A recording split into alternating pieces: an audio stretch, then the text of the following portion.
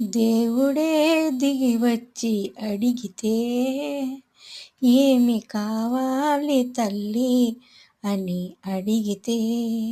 మరో జన్మకై నా జీవితం మనువాడెల శానికి మరో జన్మలోన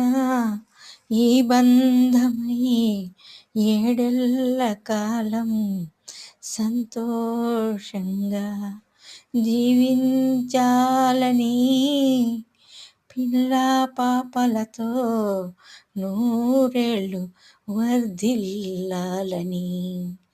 ఈ జన్మనై మరో జన్మకై జీవితాంతమే భర్తతో